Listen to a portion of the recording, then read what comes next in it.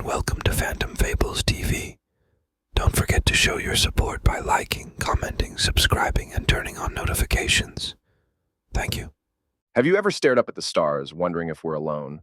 Wondering if there was another form of intelligent life out there and if they were friendly or hostile? Well, I never did, until I had an unexplainable experience. This is that story.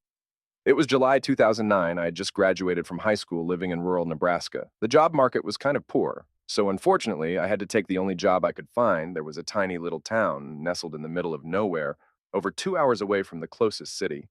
I worked as a farmhand for a small family farm that mostly grew corn and wheat. There were a few animals scattered across the farm, but those were mostly just a slaughter to feed his family.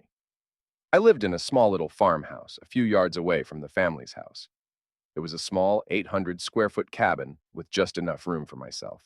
They were a nice family. The father's name was Daryl, his wife, Abigail, and his twin daughters, Susan and Joanne. They were very friendly people, and Daryl was easy to work for. He always included me in family meals and holidays. This is the day that everything changed. This is the day that changed my perspective for the rest of my life. I awoke on Sunday morning to Daryl pounding on my door. I got up and greeted him. He seemed frustrated, to say the least. It was very strange for Daryl to bother me on a Sunday. He was a firm believer that Sundays were a day of rest. Before I could greet Daryl, he immediately started to question me about where I was last night and what I was doing. I told him that I had been inside all night and hadn't gone anywhere or done anything. He raised his brow in confusion. Can you explain what happened in the cornfield? He asked. I told him I had no idea what he was talking about. I had been inside all night and haven't used the truck to go anywhere since Wednesday. Daryl seemed to calm down a bit, realizing I had nothing to do with whatever he was talking about.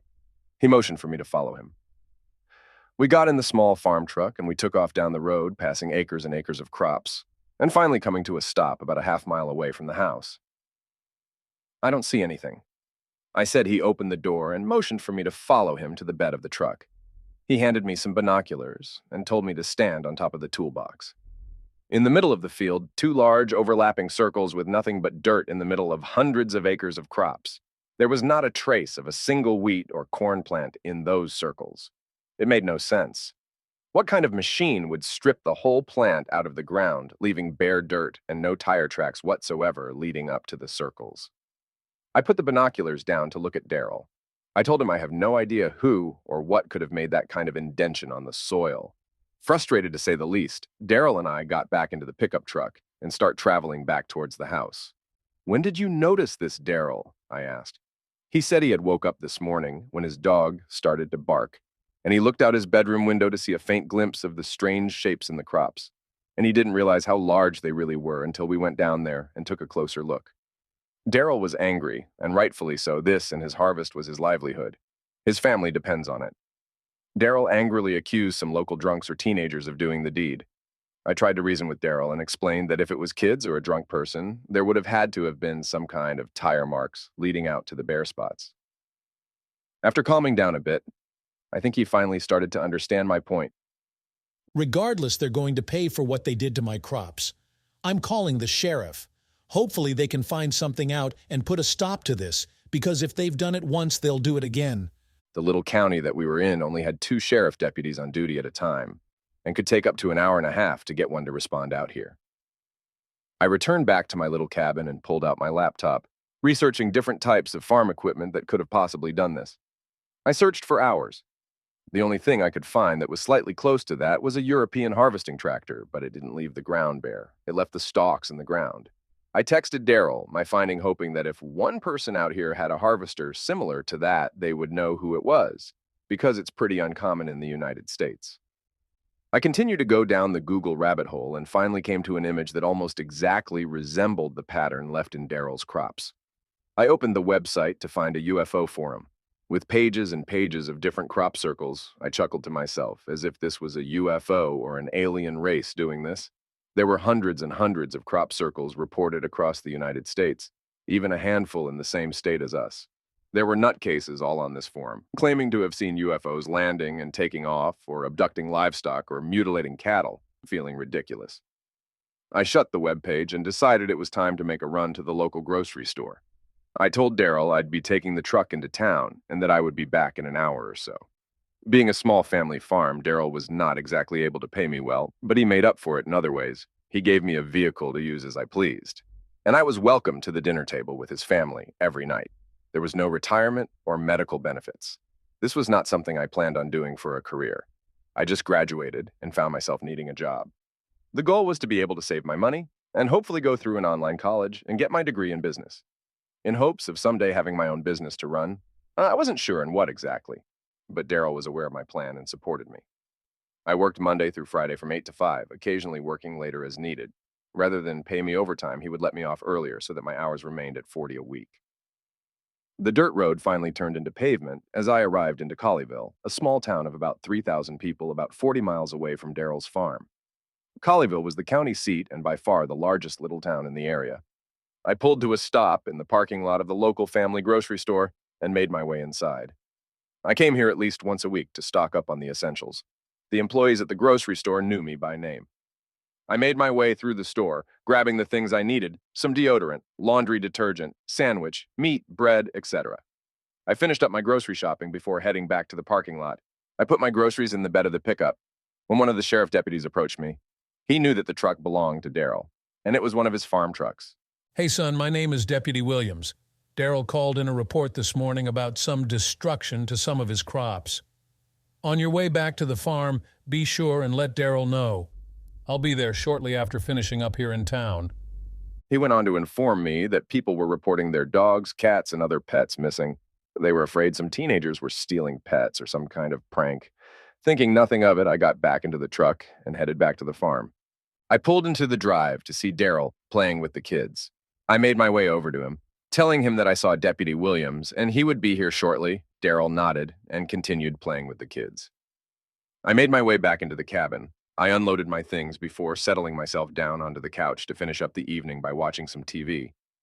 I saw Deputy Williams pull up the driveway shortly after sitting down. He came to a stop in front of Daryl's house. I could see him and Daryl having a conversation through the window. Daryl took off in the farm truck with the deputy following him, assuming Daryl was showing him where the damage was. They returned back to Daryl's house where Deputy Williams took some more notes and was on his way. The rest of the evening seemed to fly by. I felt like I blinked, and I was crawling in bed getting ready for another hard day's work on the farm. I woke to the banging-like noise of my alarm clock the next morning. I quickly got myself ready for the day. I looked out the window to see the kitchen light on at Daryl's house. Knowing he was probably running a little late, I made myself a cup of coffee and prepared for the day. I stepped out the door and made my way across the driveway to Daryl's house, but before I got there, I noticed something strange. There was a dead pig and a dead sheep laying in the middle of the driveway outside of their pens, and it looked as if they had fallen off of something. They were splattered across the driveway. I made my way into the kitchen, where I asked Daryl if he heard anything last night. I went on to explain that there are 2 dead animals in the driveway. He raised the brow before hitting the door and heading out into the driveway. What the fuck? He exclaimed. How did this happen? I pointed out that the animals were splattered across the driveway, and it looked like they had fallen off something high, but I don't know what or how that would have happened. Did you hear anything last night? I asked. Not a single fucking sound. He exclaimed. We made our way over to the pens where the remaining sheep and pigs were. Both groups of animals were huddled in a corner, shaking in fear. Daryl shook his head in frustration. There must be a predator around here somewhere. These poor things are scared to death. We made our way out to the field to work for the rest of the day. After wrapping up our workday, Daryl approached me and asked me if I would keep watch tonight over the crops and the livestock. Daryl agreed to shorten my days for the rest of the week to make up the difference. Daryl brought me back into the house where we sat down and ate dinner, and afterwards he signaled for me to follow him to his bedroom. I walked through the doorway to see him clutching a deer rifle in one hand and a spotlight in the other. He informed me to patrol the whole farm from about 9 to 11 to see if I could see anything, and the keys were in the truck. Feel free to take it out and patrol the whole area and shoot anyone or anything that isn't supposed to be out there. I reluctantly agreed. I stashed the rifle and the spotlight into the truck, now waiting for 9 o'clock, but the curiosity got the best of me. I headed out and got into the pickup truck around 8:30, now driving around the perimeter of the farm. I was looking for anything suspicious. Minutes quickly turned to hours. The small digital numbers on the clock in the pickup truck read 11 o'clock. I pulled back into the driveway, defeated. I didn't so much as see a single coyote. I turned off the truck, now sitting in silence for a brief moment, trying to gather myself, trying to gather my thoughts. Who the hell or what the hell would do this and why? For some reason, I looked out the front windshield to see a small blip floating just above the crops off in the distance. It was a small object moving forward and backwards, left and right. It was moving very quickly, and I was struck in awe. What the hell was this thing? The hair on the nape of my neck stood on end. I slowly brought the binoculars to my face, and what I saw to this day I will never forget: a small metallic-looking semi-sphere object floating about 30 feet above the crops. This obviously wasn't a helicopter. It was moving in different directions, way too fast, and it obviously wasn't an airplane. It was not making any noise at all. I slowly cracked my door and stepped outside for a better view. My eyes were not playing tricks on me. Now the craft was flashing clear blue lights down on the crops. I pulled the binoculars away once again, and when I looked in its direction, I noticed there were more craft, almost identical to the first, just floating midair. Not moving, just floating, watching the first craft. I reached into my pocket, fumbling for my phone, hoping to get a picture. No one was going to believe this unless I had something to prove it. I looked down at my phone for just a split second to open my camera, and when I looked back up, I caught a glimpse of the 3 aircraft, shooting straight up into the air and disappearing. My blood ran cold, and I started to panic. I don't know where they went. I don't know if they saw me. I ran into the house and shut the curtains. My heart was pounding through my chest, and I began to sweat profusely. My mind was racing 100 miles an hour, trying to figure out what the hell was going on. Could those things be what caused the crop circles? Could those things be what killed the farm animals? No one was going to believe me. I was afraid. I was panicked. I contemplated loading my things and taking off to the nearest train station and trying to get back to my parents' house before the sun came up. I locked myself into my room, holding my phone in my hands, just staring down at Daryl's phone number. I knew I would probably need to call him, even though it was late. I needed to tell him what I saw, but I was afraid he wouldn't believe me. I was afraid he would think that I was trying to pull a prank on him. Reluctantly, I hit the green button and the phone began to ring. Hello? Daryl grumbled. I told him that I needed him to come outside. We needed to speak, Just tell me what happened, Ethan. he proclaimed. I went on to explain that it wouldn't make sense and that he needed to come outside and talk to me. Obviously frustrated by my request, I saw the hallway lights flicker on and the door opened. Daryl made his way across the driveway to my cabin. I opened the door before he could make it onto my porch, now paranoid. I was looking around to make sure they didn't see me. I signaled for him to come inside. He came inside and shut the door behind him. What's this about, Ethan? Daryl, I need you to listen to me. I know you're going to think I am crazy, but I need you to listen to me. I went on in great detail and explained the situation to Daryl. To say he looked unamused would be an understatement. Did we really have to do this at midnight, Ethan? I begged and pleaded with Daryl to listen to me, but he was not having it. He left my cabin and headed back across the driveway to his house. I laid in bed for the rest of the night, paranoid. I kept the deer rifle close to my bed. The next morning came early. I was exhausted, to say the least. Daryl was waiting impatiently for me at the pickup to start our day's work, not saying a word, obviously irritated that I had woken him up last night. We made our way out to the fields to check on the crops, and what I saw made my heart stop. There were now 2 additional crop circles next to the old ones. They were the same shape, size, and stripped all the crops out of the ground, leaving nothing but bare dirt. Daryl's eyes grew wide with concern. Is this where you saw those things? He asked. The cab of the truck fell silent. Yes, I stammered. Okay, He said. I believe you. A wave of relief fell over me. We're going to finish up the workday by lunchtime, and then you and I are going to sit here until these things come back. We wrapped up the rest of the workday before returning to the house to retire until nighttime. I had no idea how long we would be out there, or if we would ever see those things again. We met outside the house again that night around 9 p.m.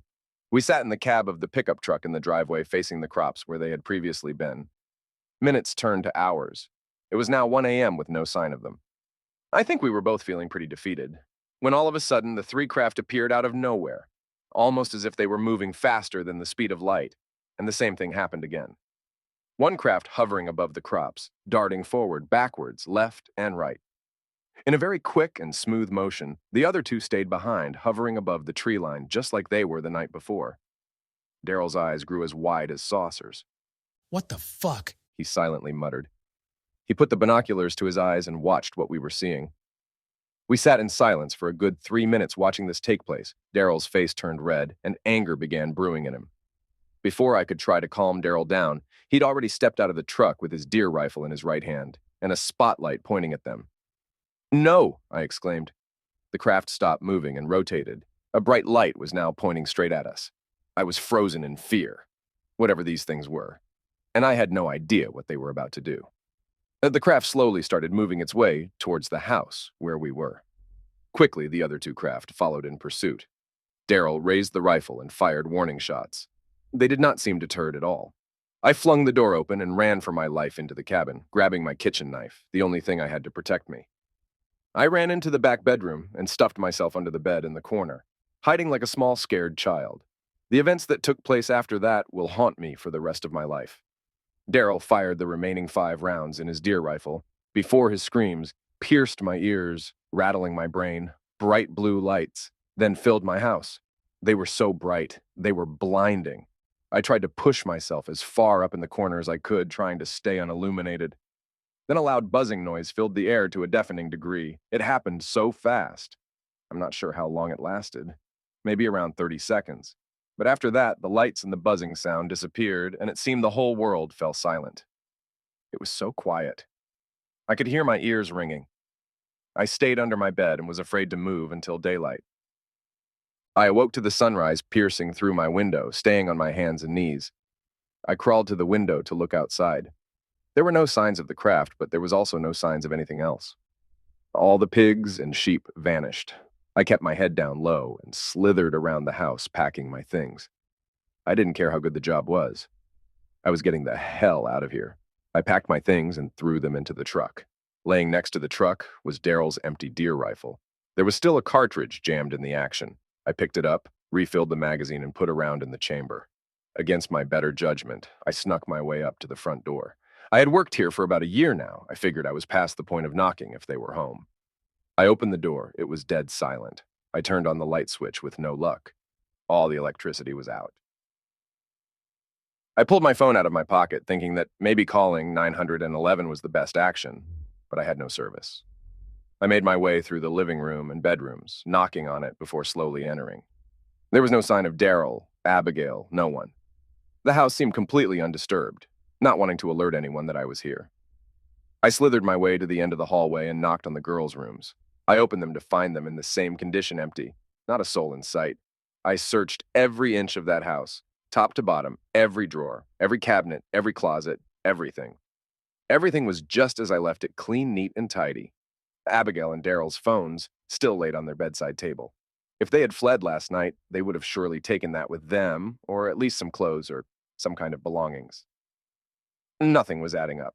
I bolted down the stairs to the pickup truck before cranking it and stomping on the accelerator to get the hell away from this place as fast as I could. I arrived in the little town and marched my way up to the sheriff's office. I made my way up to the glass window, told them I needed to speak to Deputy Williams as soon as possible. Deputy Williams appeared out from behind closed doors and made his way over to me. Bud, He proclaimed. I don't have any updates on the incident at the farm yet. I looked up and made eye contact with him for a brief moment. He could see the panic in my face. He grabbed my arm gently, guided me back to his office. I sat down, my face red and sweaty. What's going on? He asked. I told him the story in its entirety. A confused and worried look crept across Deputy Williams' face. Stay right there, son. He walked over to me and placed handcuffs on my hands and escorted me back to a holding cell. I figured this would be pretty typical once I told him the story. I sat in the cell for what seemed an eternity. Deputy Williams returned. He had a sharp-dressed man with a cowboy hat with him, unlocking the door and escorting me to an interrogation room. Sat in front of a man named Detective Cooper. I told him the same story in its entirety again. It quickly became quite obvious. They were trying to blame this on me. They tried to negotiate with me and discuss a plea deal if, in return, I would just tell them where the bodies were, or where the family is. I wouldn't budge, because I was telling the truth.